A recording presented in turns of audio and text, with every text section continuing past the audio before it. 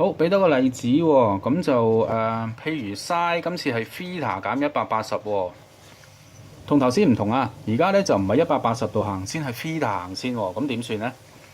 咁樣做法冇嘢嘅，你首先將個180度行翻先啦，咁樣。咁點搞咧？咁你將佢哋調翻轉嗰個角色啦。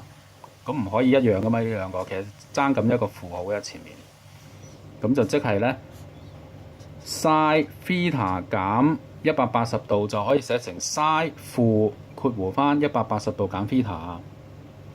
咁關於負角我哋都頭先都講過啦，負一隻角啊 sin 負一隻角嗰個符號咧可以掹出去出面嘅，即係變翻做咧 sin 負 sin 180度減 theta。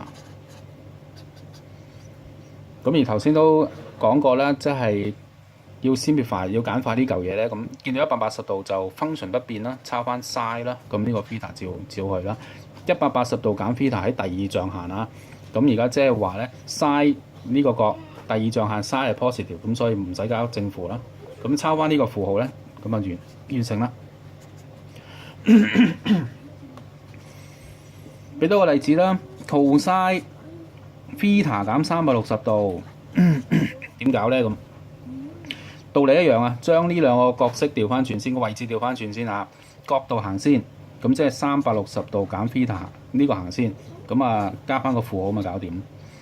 咁即係 cos theta 減360度就相當於 cos 負360度減 theta。cos 負一隻角，負角嗰個符號咧唔可以掹出去嘅，就可以變成咁樣。